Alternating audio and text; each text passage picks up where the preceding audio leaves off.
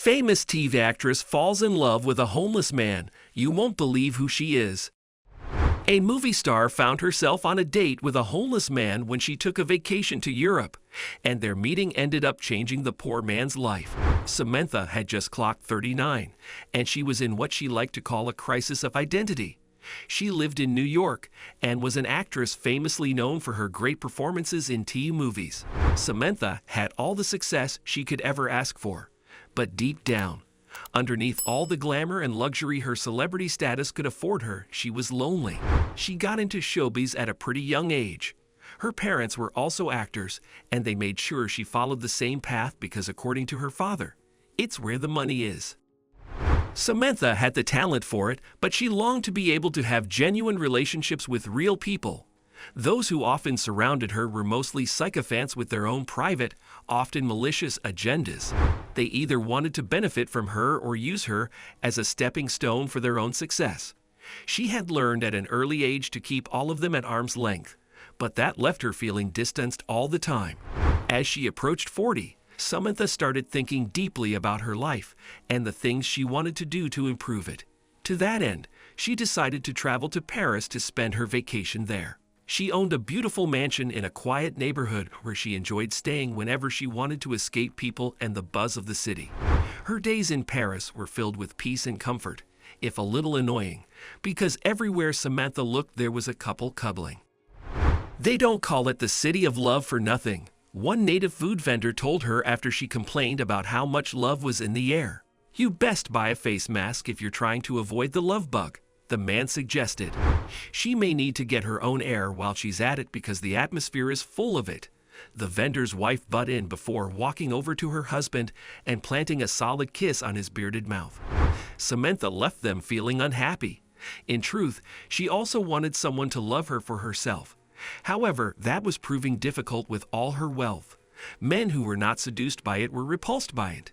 Just my luck, Samantha always told herself. One day, she went to the park close to her house to watch the sunset. It was one of her pastimes, and it brought her a lot of joy. When she got there, she sat on a bench that gave her a view of the area the sunset would be most visible from.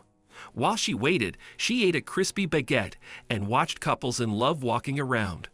She got carried away daydreaming about having a real lover, but she was shocked back to awareness by a hobo approaching her. He smelled terrible, and his clothing was tattered. He looked malnourished, and his face looked obsolete, covered as it was with dirty facial hair. Many thoughts fluttered through Samantha's mind as the man made a beeline for her. He's going to ask for an autograph, Samantha thought. No, that's ridiculous. He probably wants to rob me blind. No, that can't be right either. He wouldn't do it in broad daylight in such a public place. When the man reached her, he asked her what time it was in French, but she responded by gesturing that she did not speak the language. Imagine her shock when the homeless man switched fluently to English. He noticed her mouth hanging open, made a joke about it, and just like that, the ice was broken. For the first few minutes of their conversation, Samantha remained wary of talking to the hobo, but after some time, she relaxed, and they truly had a genuine conversation. Something Samantha had been dying to have for months. She laughed out loud when she thought of how weird it was that the only person who was willing to listen to her was a smelly man who did not recognize her celebrity status. "What?" he asked, his eyes crinkling at the corners as he responded to her happy vibe.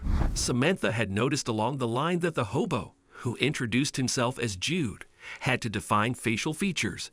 He had high cheekbones and beautiful blue eyes that mesmerized her with their intensity.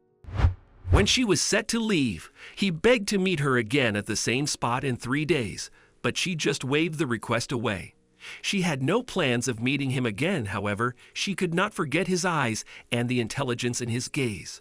3 days after their first meeting, she decided to walk past the bench where they met, and to her surprise, he was already there waiting with a bouquet of fresh-picked roses in hand. They talked into the evening, their topics ranging from light-hearted ones to intimate ones, like how they ended up on the streets. "I came here when I was very young.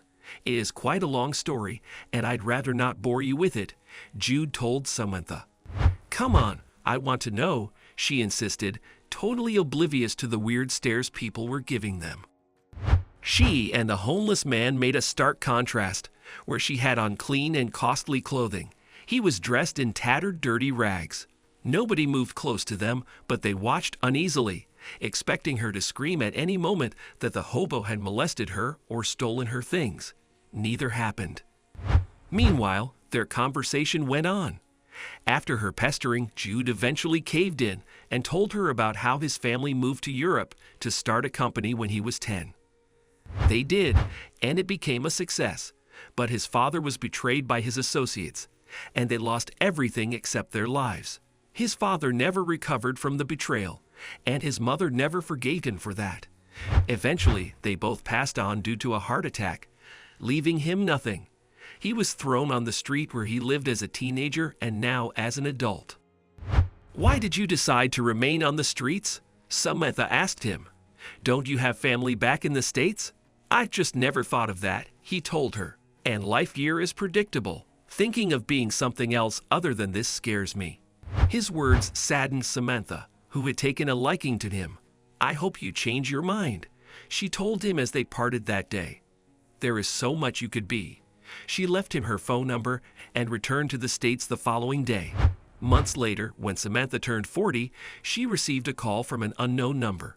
It was Jude. He congratulated her on the joyful occasion and asked her permission to meet. He had traveled from Paris to New York to meet his extended family and to see her.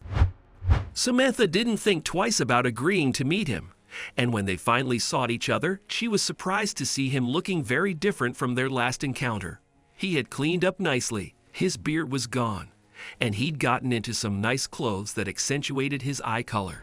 He told her how her words during their last date had lived in him, saying it made him get a job and work hard to make something of himself after realizing that his parents would never be able to help him with it. Samantha was touched by his efforts, and she promised to help him with her means. She had also fallen in love with him and was glad that she had finally found her own Mr. Right. They got married a year later, and they adopted children they raised together. What did we learn from this story? Take responsibility for yourself. After his parents died, Jude fell into a lazy lifestyle on the streets, and with no prompts from people, he remained in that cycle until he reached adulthood. It wasn't until he met Samantha that he realized that he needed to take responsibility and do better for himself. Risks make life worth living. Nothing would have happened between Samantha and Jude had she not gone back for that second date. There was the risk that Jude could have had malicious plans for her or even worse, but she chose to show up anyway. Her bravery and faith were rewarded because she finally found that one person she could trust.